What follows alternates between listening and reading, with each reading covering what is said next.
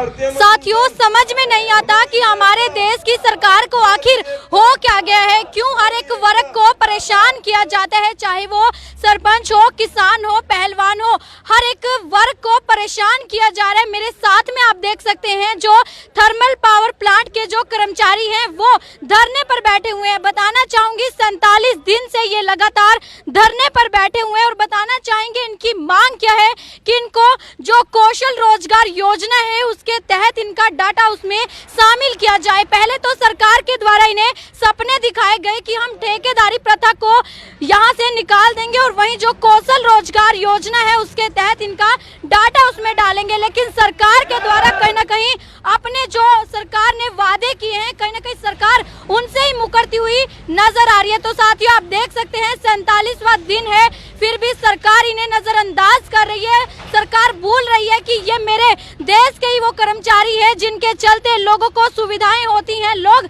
जीवन यापन अच्छे से कर पाते हैं, लेकिन आप देख सकते हैं किस कदर परेशान किया जा रहा है। इतनी गर्मी है और इतनी गर्मी में आज 47वां दिन हो चुका है जो कि आज ये धरने पर बैठे हुए हैं। तो साथियों, मेरी आप सभी से यही अपील, इस वीडियो को ज्यादा से ज्यादा शेयर करें और कमेंट बॉक्स में अपना सुझाव जरूर दें। क्या कुछ कहना चाहोगे सरकार के बारे में? आखिर क्यों सरकार ऐसे लोगों को मजबूर करती है, आम आदमी को मजबूर करती है धरने पर बैठने के लिए? तो साथियों, हमारे साथ कुछ लोग मौजूद हैं, उनसे बातचीत करने का प्रयास करते हैं, उनका क्या कुछ कहना है।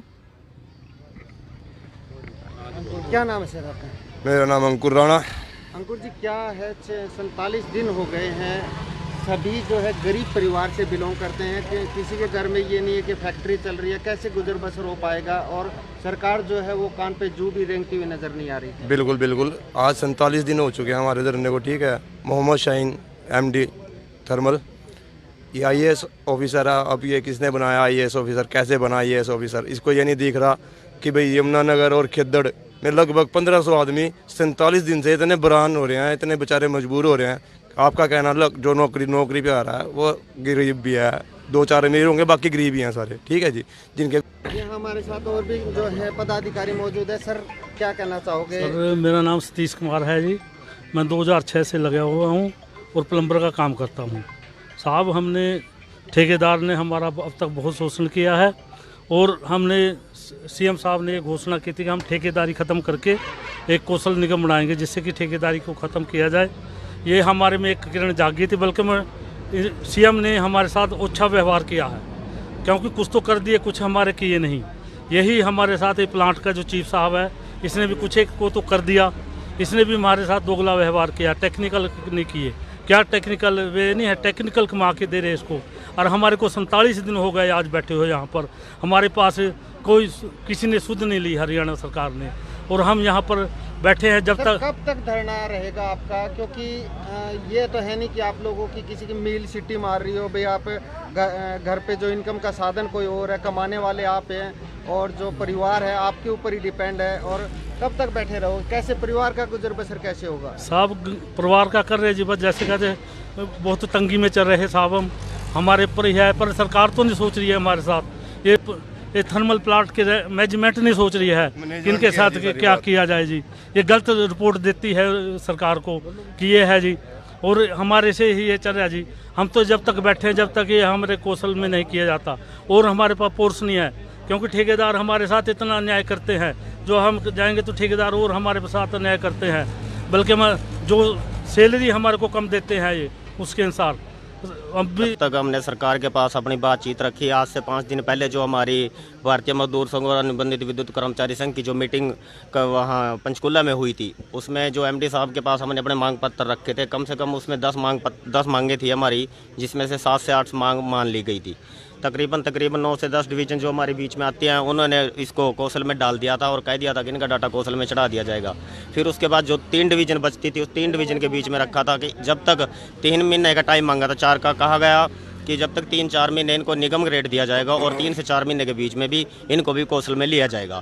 सर, वादा तो बहुत किया जाता है, वादा खिलाफी सरकार क्यों कर रही है? वादा तो बहुत किया जाता है कि डबल आय कर दिया हमने सभी गरीबों के हक का काम कर रहे हैं, लेकिन हर जगह धरने, किसी भी जगह चले जाओ। पीछे 2 दिन पहले शाहबाद में किसानों के ऊपर लाठीचार्ज हुआ है, वो भी अपनी मांग MSP को लेकर अड़े हुए थे, और आप भी 47 दिन हो चुके हैं। ये सारा इसमें करादुरा जो मिला भगत है वो मैनेजमेंट की है। अगर सरकार तक सही बात पहुंचती है, अगर मुख्यमंत्री मनोहर लाल खट्टर तक अगर सही रिपोर्ट जाती है तो हो सकता है ये धरना कभी का खत्म हो जाता था, क्योंकि उनके पास पूरी रिपोर्ट नहीं जाती। जितने ठेकेदार यहाँ पे लगे हैं, जो मैनेजमेंट है, उनके रिश्तेदारों ने अंदर ठेके लिए हैं और अनट्रेंड आदमी वहाँ पे भर्ती कर लिए हैं। लास्ट मांग एक बची थी कि 750 आदमी यहाँ बैठा है और 1250 आदमी खेदड़ में बैठा है, और इन आदमियों को गेट पास बना के इनको तुरंत अंदर नौकरी पे लिया जाए। लेकिन फिर एक मांग के पीछे फिर हमारा काम रुक गया था।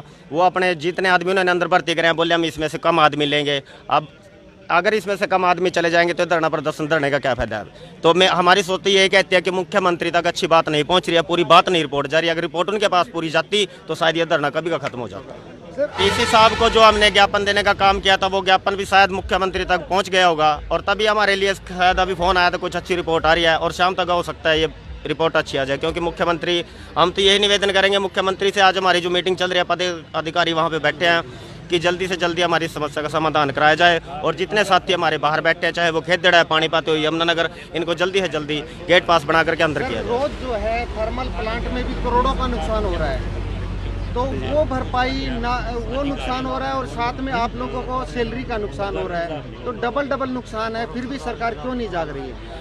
मैं जैसे भी पहले आपको बताया था कि सरकार तक, अगर मुख्यमंत्री तक पूरी बात नहीं पहुंच पाती थी, क्योंकि मैनेजमेंट और जितने भी हमारे MD है, चाहे वो चीफ है, जितने भी अधिकारी यहाँ बैठे हैं, ये इनकी मिलीभगत है, और मिलीभगत के चलते ही वहाँ तक पूरी बात नहीं पहुँच रही थी।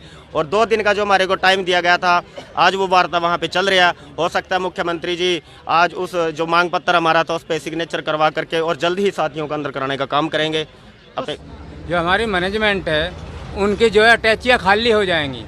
अगर हम लोग कौशल रोजगार में चले गए तो उनके अटैचियाँ खाली हो जाएंगी। तो बीच में जो कमीशन का काम है, जो ठेके का काम जो है, वो बंद हो रिश्वतदारी, जाएगी। रिश्वत है, कमीशन बोल लो उसे, जो उनके अटैचियाँ बोल लो, वो जो है खत्म हो जाएंगी इनकी।